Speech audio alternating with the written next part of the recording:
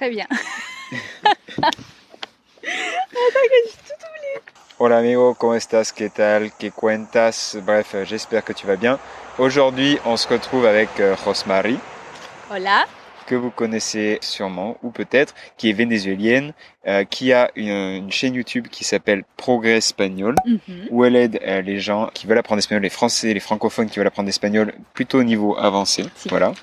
Et on va voir avec elle 4 erreurs.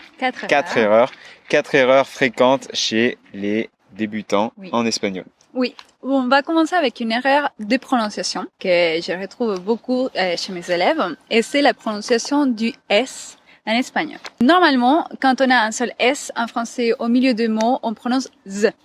Mais en espagnol, on prononce toujours comme si c'était un double S. Par exemple, professeur. Ok, professeur, il y a qu'un seul S en espagnol. En français, on fait les sons S parce qu'il y en a deux.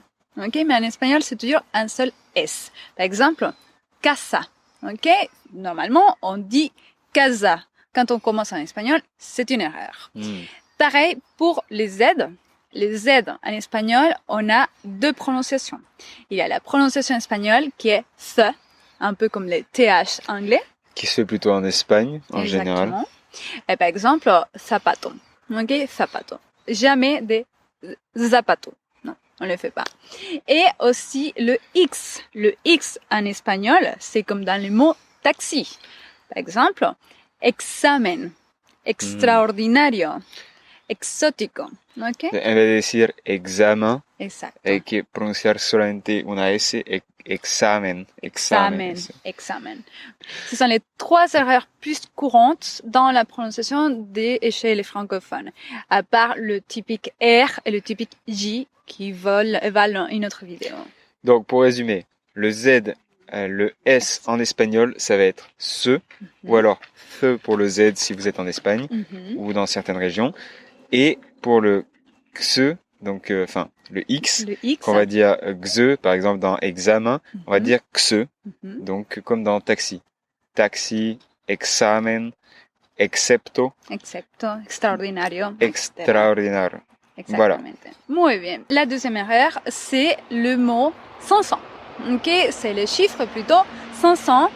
Étant donné qu'en espagnol, on a 200, 300, 400 qui sont réguliers, on dit 200, 300, 400, la plupart des élèves débutants pensent que c'est comme ça toujours. Et non, la suite n'est pas 500.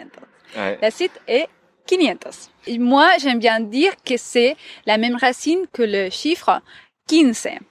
Ah, au lieu de penser à 5, qui est vraiment différent, on pense au 15, on enlève les C et on rajoute 500. 500. Okay? C'est un peu plus facile pour se rappeler. Mais de toute manière, 500, 700, 700 et 900 sont irréguliers. Donc, il faut faire attention. Donc, une grosse erreur, c'est faire attention aux 500 qui est bien 500. Exact. 500, 500. Troisième erreur. T'es prêt? Je suis prêt. Avec le verbe estar. Estar, notre meilleur ami avec ser aussi. Les deux comparses. Oui. Alors, estar, on l'utilise toujours avec les prépositions de lieu. C'est le verbe pour exprimer la localisation, l'emplacement. Du coup, si on a une préposition de lieu, c'est-à-dire tous les mots qui décrivent un emplacement, derrière, à côté, à droite, à gauche, devant, loin, près, sont utilisés avec estar. Estoy al lado de Pierre. Estoy delante de la cámara. Y estamos en el parque. Exactamente. Toujours avec les prépositions ou les adverbes de lieu, on utilise le verbe estar, jamais le verbe ser. D'accord. Et finalement, on a le quatrième. La quatrième erreur, c'est un lien avec l'erreur précédente et c'est sur.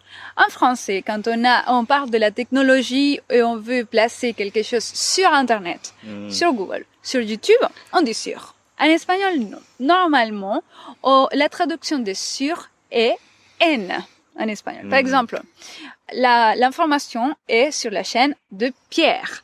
L'information está en el canal de Pierre. Et pareil pour la localisation physique, pas juste pour l'Internet, mais aussi la taza está en la mesa. ¿ok? La taza está en la Et mesa. pas sobre Et la pas mesa. sobre la mesa. En fait, on utilise sobre seulement pour expliquer. Si on n'a pas compris avant où est la tasse, ella está en la mesa. ¿Dónde en la mesa? Sobre la mesa. ¿Ok? Pour expliquer une deuxième fois. Mais c'est assez rare qu'on dise sur la première fois. Sobre la mesa, du début, on ne le dit pas normalement en espagnol. D'accord, donc alors pour dire sur le téléphone, sur l'ordinateur, sur YouTube, sur Facebook, sur Internet, est-ce que tu peux nous les donner du coup? En el ordenador, en Facebook, en Internet, en YouTube, en el ordenador. Donc voilà, donc tout le temps utiliser en et pas sobre. Moi-même j'avais fait cette erreur avant, donc faites attention. Exactamente. Et On a fini? Il y en a on quatre? a terminé. Donc voilà, ça fait 4 erreurs. On va les résumer très rapidement. Si tu veux très rapidement faire un petit résumé. Prononciation. Donc S, X et Z en espagnol, c'est toujours S. C'est toujours un Voilà. son sourd. Sinon, le mot 500, c'est 500. C'est un numéro 500, 500. irrégulier. Voilà. Toujours avec les adverbes, les mots qui indiquent un lieu, à côté de, on utilise estar. Donc Ok? voilà. Et Estar. finalement, pour la localisation, la traduction de sur n'est pas sobre, mais en. Donc voilà. Faire bien attention. Sobre, ça s'utilise, mais c'est beaucoup plus rare. Et quand on va dire, surtout pour les nouvelles technologies, sur ma tablette, sur mon téléphone, sur mon ordinateur, ça va toujours être en, comme on disait, en Internet, en YouTube, en Facebook. Voilà. Donc, j'espère que grâce à ces 4 erreurs, j'espère surtout que ces 4 erreurs, vous allez plus les faire grâce à Rosemary. N'hésitez pas à la remercier dans les commentaires et à donner d'autres erreurs comme celle-ci si vous en connaissez, d'autres erreurs que vous faisiez peut-être avant. Et maintenant, on vous invite à aller voir sur la chaîne YouTube de Rosemary qui s'appelle Progrès Espagnol, tout attaché. On vous met le lien dans la description de la vidéo. C'est une vidéo, celle-ci, où on va présenter 4 erreurs que font les francophones, mais qui ont un espagnol avancé. Exact. Donc 4 erreurs chez ceux qui ont un niveau avancé. Donc ça va être un peu plus dur. D'ailleurs, la vidéo est en espagnol. Exactement. Voilà. Muchas gracias, Rosemary. Muchas gracias a ti, Pierre. Y bueno, hasta la próxima. Hasta la próxima. Adiós. Hasta luego y pura vida.